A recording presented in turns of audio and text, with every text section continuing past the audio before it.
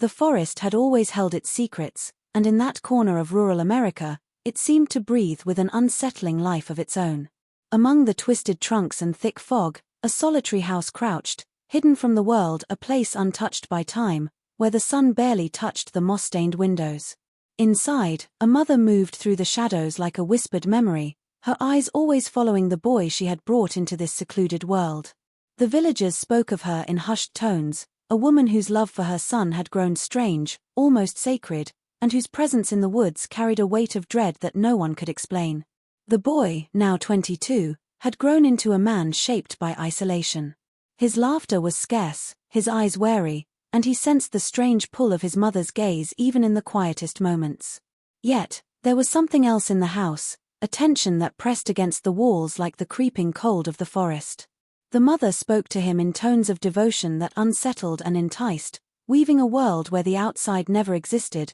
where love and control were indistinguishable. And then came the nights when the wind carried voices not meant for their ears, when shadows moved of their own accord, and the boy realized that the woods were not merely a place, they were a living witness to the obsession that had taken root here. Something old, secret, and unforgiving slithered through the trees, and it had been waiting a long time for the boy to understand the depths of his mother's love. But understanding, he would soon learn, came at a price far higher than he could ever imagine.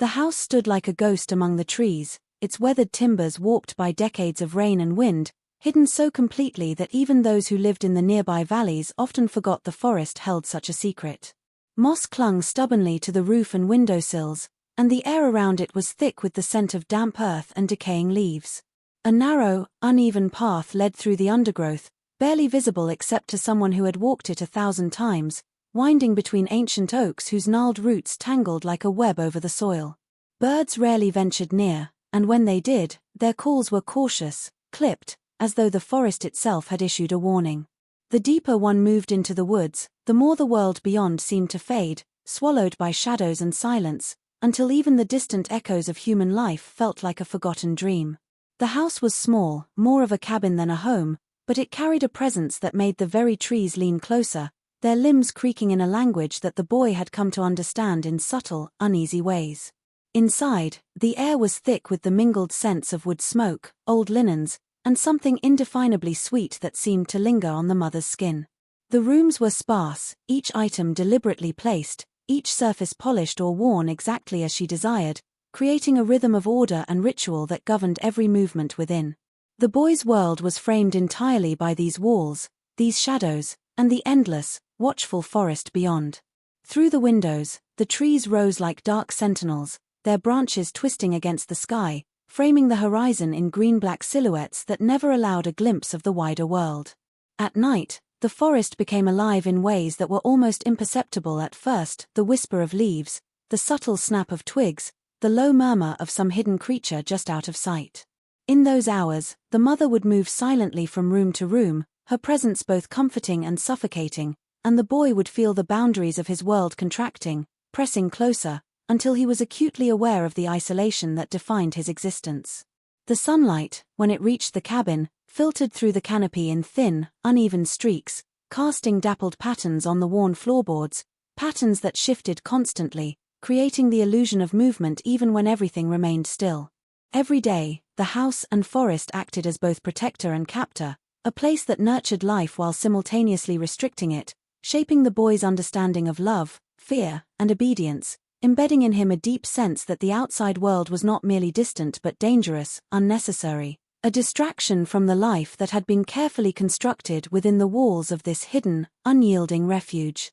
The bond between mother and son had grown over years of complete isolation into something that defied the ordinary language of family. It was not merely affection that tied them together but a connection that hovered between devotion and possession, a force that shaped the rhythm of every day in the cabin hidden among the trees. From the moment the boy woke in the mornings, he felt the pull of her gaze, a quiet intensity that followed him even when she was in another room, watching, listening, as if the walls themselves whispered with her attention. The mother's love was absolute, suffocating in its depth, and she measured it in ways the boy could sense but not fully name: how she arranged his clothes, how she prepared his meals, how she spoke in low, insistent tones that insisted upon obedience without ever appearing forceful. Yet, embedded in these routines was a subtle, unnerving insistence that his world belonged solely to her, that his desires were only valid if they aligned with hers, and that the very forest beyond the cabin existed to contain them both within her carefully constructed universe. The boy sometimes noticed the way her eyes lingered, scanning him as if memorizing the angles of his face, the way she traced invisible patterns in the air near him, and the way her hands, when they rested on his shoulder, conveyed something more than comfort, something possessive, almost territorial. She spoke often of protection, of keeping him safe from the dangers beyond the trees, but her protection carried an unspoken weight, a rule that he could never fully escape. Every gesture of hers contained multiple layers, each a test, a reminder of the bond that tied him irrevocably to her. When he hesitated, when he imagined a life beyond the forest, she would appear suddenly, calm and radiant, but her presence alone was enough to root him back into the world she had built, a world where her love was both sanctuary and cage. The boy began to feel the contradiction in it, the warmth of her devotion mixed with a quiet, pressing anxiety that something terrible might happen if he ever stepped too far from her influence. Even the simplest conversations carried undertones of her obsession, the careful way she would guide his words, direct his thoughts, and shape his understanding of loyalty and care. Sleep itself was a ritual, as she often sat near him until he drifted off, whispering fragments of her beliefs, her fears, her secret longings, until he learned to anticipate her presence in dreams as well as waking life. In the confines of the cabin and the forest surrounding it, the boy's sense of self grew intertwined with hers, inseparable and unsettlingly close, until love and control blurred into a single, consuming force that neither could articulate, but both could feel in every breath, every movement, and every quiet, haunted are spent in the shadows of their hidden world. The mother's fascination with ritual began subtly, almost imperceptibly, but over time it became impossible to ignore, threading its way through the boy's life like an invisible tether. At first, it was small things. She would arrange objects on the windowsills in precise patterns, whispering words to them as if the air itself could carry meaning, or she would walk barefoot through the forest at night, trailing her hands over the bark of ancient oaks, murmuring incantations in a language the boy only half understood. The villagers occasionally caught glimpses of these behaviors from afar, seeing her silhouette moving under the moonlight, shadows bending unnaturally around her, and the stories that followed carried whispers of superstition, fear, and disbelief. Within the walls of the cabin, the rituals became more intense, almost ceremonial. Candles were lit in odd formations, herbs burned in silent, swirling smoke, and the mother would chant softly, sometimes addressing the boy directly, sometimes speaking to something unseen that lingered in the corners. Every movement, every whispered syllable, carried purpose, an insistence that the boy begin to participate, to acknowledge the weight of these actions as though they were as natural as breathing. At first, he complied out of habit, out of learned obedience, but gradually, unease began to prick at the edges of his consciousness. There were nights when he awoke to the sound of her moving through the trees, the whispers carried back to him in the wind, the sound both intimate and alien, and he realized that the rituals extended beyond the cabin, that the forest itself had become a stage for her obsessive devotion. Symbols carved into the bark of trees, small offerings left in hollowed nooks, and trails of flowers or herbs marked places the boy was told to observe but not touch, boundaries that felt simultaneously protective and forbidding. The deeper into the rituals he became, the more he sensed the underlying insistence that they were not mere superstition but a code, a system of control, a way for her to bind him to her and the forest in ways he could not yet articulate. Other times, the mother would retreat for hours, leaving him alone in rooms filled with the heavy scent of burned herbs and polished wood, yet the feeling of being watched never left him. It was as though the very house had absorbed her energy, her obsession, her intention, and now acted as a conduit, extending her influence even in her absence. The line between devotion and compulsion, between love and domination, began to blur as the boy moved through the cabin, each ritual leaving an imprint on his senses, shaping his perception of the world beyond the walls he had never truly known and cementing the notion that in this forest, life followed rules dictated by an authority older, stranger, and more controlling than anyone could imagine. The boy's resistance began quietly, almost imperceptibly, a slow, simmering tension that grew beneath the surface of a life carefully constructed by his mother. At first, it appeared in fleeting moments, a hesitation before answering her questions, a lingering glance toward the forest beyond the cabin, or a refusal to follow some ritual exactly as she prescribed. Each small act of independence felt dangerous, charged with a fear he could barely name, because the consequences were never openly stated, yet the weight of her gaze, sharp and unyielding, made disobedience feel like treason. The more he tested the boundaries, the more he became aware of the strict, almost magnetic control she exerted, a pull that was both comforting and suffocating, a force that seemed to anchor him to her world even when part of him longed to break free. He began to notice the world outside the forest in fragments, fleeting visions glimpsed through cracks in the cabin walls or imagined from stories she reluctantly shared. The thought of other people, of towns and fields beyond the trees, became a dangerous fascination, a spark that could not be fully extinguished. The mother, keenly aware of these stirrings, tightened her influence in subtle ways, softly corralling him into routines, framing her obsession as protection, speaking in tones that combined warmth with warning, and framing her demands as inevitable, natural, and necessary. The boy felt the pressure building inside him, a storm of emotions he could not name: fear, longing, resentment, and the strange, undeniable loyalty that had been drilled into him since childhood. He began to question the fairness of a world in which love and control were so tightly entwined, realizing that every comfort she provided carried a hidden expectation, every act of care a quiet claim upon his freedom. Attempts to assert himself, small acts of rebellion like delaying a chore, looking out the window longer than allowed, or questioning her instructions, were met with a mix of disappointment and intensity that left him shaken, as if the forest itself echoed her displeasure. Yet with each confrontation, his awareness of the outside world grew, fueling a dangerous curiosity. He started imagining escape, imagining what it might mean to leave the shadows of the cabin and the suffocating presence of his mother, but the pull of her obsession remained a tether he could not fully sever. Each day became a silent struggle, a careful navigation of her moods, her rituals, and the constant, invisible boundary she imposed. Resistance was not only an act of courage but an awakening, a first step toward understanding that the world she had constructed around him was as much a cage as it was a home, and that to break free might require defying not just her will, but the very foundation of the life he had always known.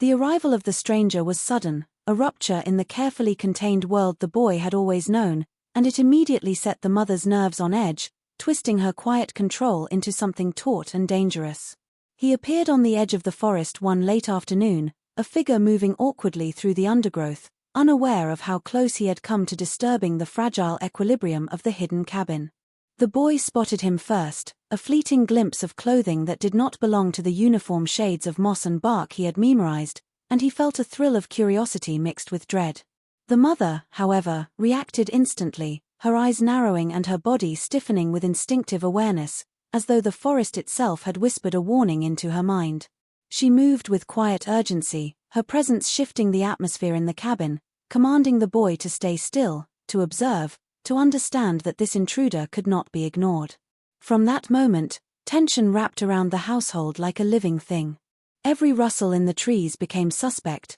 every shadow a potential threat, and the air itself seemed to thrum with the unspoken rules of her control. The stranger, unaware of the hidden house or the pair who lived in it, wandered close enough that the boy could see the faint lines of dirt and sweat on his face, the uncertain way he navigated the tangled roots, and the boy's imagination raced with possibilities, both thrilling and terrifying. The mother's obsession took on a sharper edge, and her interactions with the boy became more insistent, more measured, each word a subtle assertion of dominance and preparation, as though she were rehearsing for a confrontation that might never come. Over the following days, she monitored the intruder from the shadows, noting his movements, his pauses, the way he occasionally glanced in her direction, and she began to weave warnings and instructions into the boy's daily life, training him to recognize signs of danger, to anticipate her needs, and to maintain the illusion that all was normal even as the world outside pressed against the edges of their secluded life. The boy, meanwhile, felt an unfamiliar tension, a sense of exposure, the knowledge that his cocoon of isolation could be breached by a single outsider, and he began to understand the fragility of the reality his mother had created. Nights were the hardest, with the sounds of distant footsteps and broken twigs echoing through the forest, and the mother's vigilance became nearly unbearable in its intensity. The stranger's presence did not simply threaten their physical space, it forced the boy to confront the unspoken truths of his life, the rules he had followed unquestioningly, and the power his mother held over him, revealing for the first time that the outside world could intrude, that it could exist, and that the sanctuary he had always trusted might also be a prison whose boundaries were easily tested. The discovery of the hidden letters and journals came as a quiet shock, a revelation that shifted the boy's understanding of his life and the world his mother had constructed around him. They were tucked away in a narrow, dust-choked drawer beneath the floorboards, almost invisible unless one knew exactly where to look, and the boy found them by accident one rainy afternoon, drawn by a faint, musty scent that seemed to call to him. Each page was yellowed and fragile, filled with looping handwriting that spoke of generations of secrets, confessions, and carefully concealed truths. The journals traced the family's history of isolation, chronicling marriages within the same bloodline, rituals intended to preserve some imagined purity, and obsessive behaviors that mirrored the mother's own increasingly controlling tendencies. As he read, the boy realized that what he had always sensed, the strange weight of the mother's devotion, the rituals, the rules, was part of a larger pattern, a cycle that had persisted long before he was born. There were mentions of ancestors whose lives were entirely contained within the forest, of lovers and children who had never left the wooded boundaries,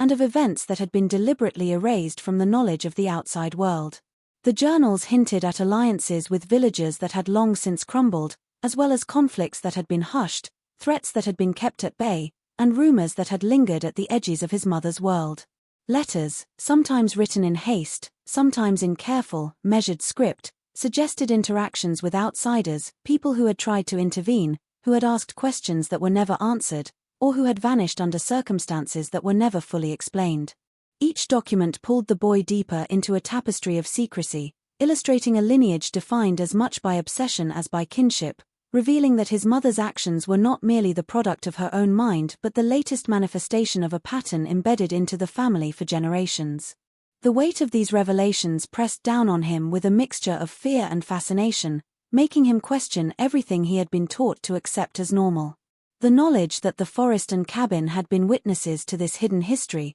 and that he was now a part of it, created a dizzying sense of inevitability. The journals did not merely tell stories, they imposed a logic, a framework in which his mother's obsessive control could be understood as both inheritance and destiny, a continuation of behaviors that were normalized within the family even if they would horrify anyone outside it. As he sifted through the pages, reading accounts of lives that mirrored his own in strange, uncanny ways, the boy began to perceive the cabin not just as a home but as a repository of secrets, a place where the past lingered with a tangible, almost suffocating presence, and where understanding the full scope of the family's history became impossible without confronting the reality of his mother's obsession and the dark patterns that had shaped his life long before he could articulate them.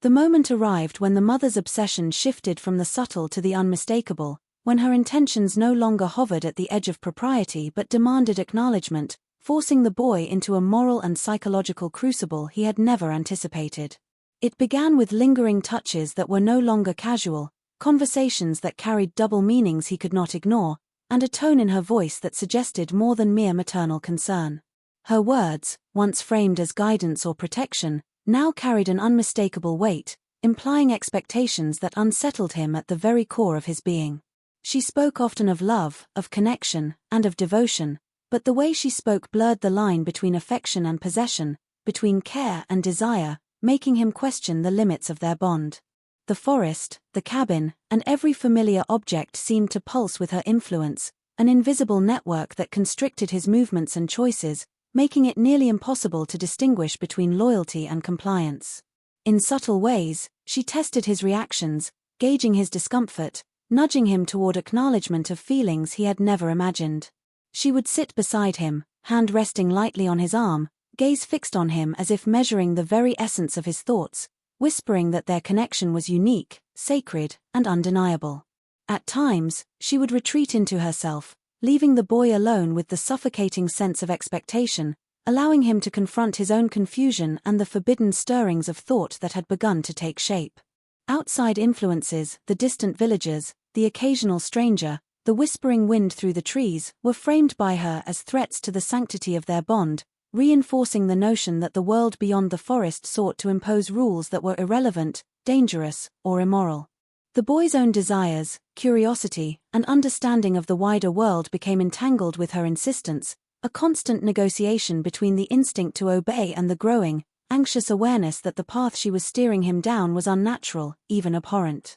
His resistance, tentative and fragile, met her unwavering intensity, creating a tension that was both magnetic and terrifying, an invisible gravity that drew him closer even as he recoiled inwardly. She would occasionally speak of the future in cryptic terms, hinting at plans, possibilities, and roles he was to assume, all framed as expressions of love but carrying implications he was not yet ready to confront. The rituals, the whispered instructions, the long nights where he could hear her voice moving through the forest, all of it coalesced into a slow, almost inescapable pressure, a force that tested the boundaries of his will, his morality, and his understanding of what it meant to be free, loved, and trapped within the same breath.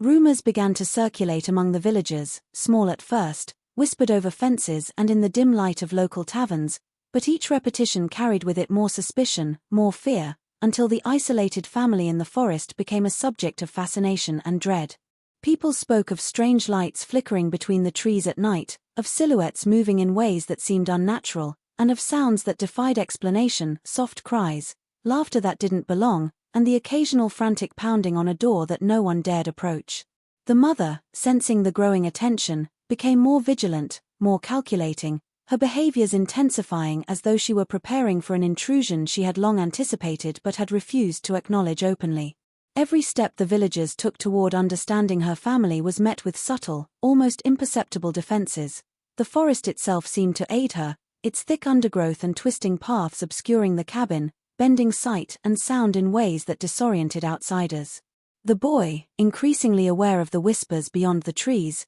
felt the tension rise inside him. He could sense the fragile barrier between their world and the outside beginning to crack, a pressure that both terrified and thrilled him. His mother's instructions became more frequent, more precise, guiding him on how to recognize outsiders, how to maintain appearances, and how to anticipate potential threats. There were moments when she spoke openly about distrust, warning him that curiosity could be dangerous, that the world beyond their forest did not understand, and that those who sought the truth might bring harm. The villagers, emboldened by repeated stories and half-seen glimpses of movement, began to organize small forays toward the forest's edge, testing paths, peering through the undergrowth, trying to uncover the secrets they believed lay hidden. The mother's obsession with control reached a fever pitch during these times, a tension that seemed to make the walls of the cabin pulse, and the boy felt himself caught between two worlds, the suffocating, intimate grip of his mother and the tantalizing, dangerous freedom hinted at by the whispers of outsiders. Letters and objects left near the edges of the forest suggested that the villagers were not merely curious but were attempting to intervene, to disrupt the balance of a life that had existed for generations in secrecy. The boy's awareness of the outside world, once a faint curiosity, became a constant, pressing thought, a friction that rubbed against the carefully constructed reality his mother had built. At the same time, her intensity grew sharper, her gaze more precise, her movements calculated to assert dominance, and her insistence that the boy remain loyal and vigilant became almost palpable. Each encounter, whether real or imagined, whether seen from afar or through fragments of observation, reinforced the tension, creating a palpable sense that confrontation was inevitable, that secrets once hidden were on the verge of being exposed, and that the delicate balance between love, obsession, and freedom teetered on the edge of collapse in the shadowed depths of the forest. The tension that had been simmering for months finally erupted when the boy made the first tentative steps toward escape, a decision that carried a weight far beyond its physical act. He waited for a moment when the forest was thick with fog, when the mother's attention seemed focused elsewhere, and the familiar walls of the cabin suddenly felt like the confines of a cage rather than a sanctuary. Each footstep across the uneven floorboards was deliberate, each breath measured to avoid detection, but the boy could feel the pull of the life he had always known tugging against him, a mix of fear, loyalty, and the habits drilled into him since childhood. When he reached the edge of the forest, the outside world opened before him, full of light, sound, and possibilities that had been abstract for so long that they almost seemed unreal. But before he could take another step, the mother appeared, moving with a sudden, fluid precision that seemed impossible for someone who had always seemed tethered to the shadows. Her presence was immediate, overwhelming, and the boy felt the invisible gravity of her obsession tighten around him,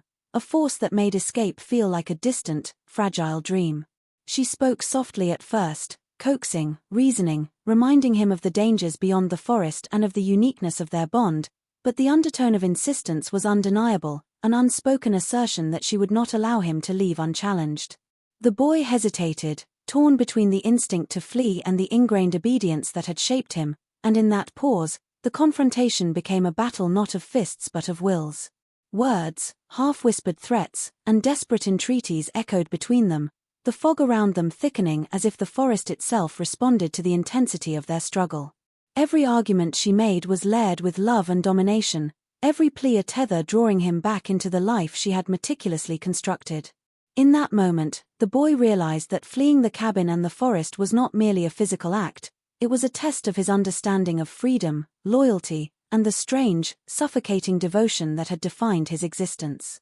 His heartbeat thundered in his chest as he weighed each step, each word, and each glance, knowing that the consequences of failure or success would ripple far beyond the immediate moment. The confrontation stretched into hours, a tense, unyielding dance in which neither could fully relinquish control, and yet, through the struggle, the boy began to see the hidden complexities of his mother's obsession, the depth of her fear, and the entangled history that had led them both to this edge. In the space between resistance and surrender, between the desire for independence and the gravitational pull of her presence, the forest watched silently, the shadows shifting with a patience that outlasted the moment, leaving both mother and son suspended in a fragile, almost unbearable tension that neither could fully resolve, a struggle whose echoes would linger far longer than the confrontation itself. The final revelation came slowly, creeping into the boy's consciousness like the fog that rolled through the forest at dawn, bringing with it the horrifying truth that his mother's obsession was not an isolated anomaly but the culmination of generations of hidden patterns, long buried and carefully concealed. As he sifted through the journals, letters, and fragments of family lore, he began to see a lineage shaped by the same obsessive control, the same rigid insistence on isolation, and the same twisted conception of love that had governed his mother's life. Ancestors had lived their entire existence within the forest or other hidden enclaves, marrying only within the family, adhering to rituals that were at once protective and suffocating, and leaving behind descendants who inherited not only their physical traits but also the same psychological compulsions that had defined their lives. Each page, each note, revealed echoes of the mother's behavior, patterns of manipulation, domination, and obsessive attachment that repeated with eerie precision, suggesting that what he had always thought of as her singular obsession was in fact a manifestation of a multi-generational cycle that had been carefully maintained for decades. The boy began to understand the depths of her motivations, the ways in which love had been conflated with possession, loyalty had been inseparable from control, and freedom had been defined not as a possibility but as a threat. The rituals, the isolation, the vigilance, and the intensity of her gaze were all extensions of a historical precedent, a legacy of behavior passed down through whispers, habits, and unspoken rules. With this understanding came a chilling clarity. The mother's obsession was not merely personal, it was structural, woven into the very fabric of the family's existence, shaping the lives of every generation in ways that could neither be denied nor escaped. The boy's perception of his world shifted dramatically, the forest and cabin no longer simply a home or a prison, but a living testament to the patterns of the past, a space where history had been both enacted and preserved with meticulous care. He recognized that every act, every ritual, every word spoken in love or warning was an echo of the past, a reinforcement of behaviors that had been perfected over decades, and that he was now both witness and participant in a narrative far older and more disturbing than he had imagined. The weight of this realization pressed on him with an almost physical force, making him acutely aware that any attempt to separate himself from his mother, or to escape the forest entirely, would not merely confront her power but would confront the accumulated weight of generations. The sense of inevitability was suffocating, yet in it lay the full horror of what had been hidden all along, a love so obsessive, so tightly bound to blood, ritual, and secrecy, that its consequences had spanned lifetimes, leaving the world beyond the trees to only ever glimpse its shadow, never its full, horrifying truth.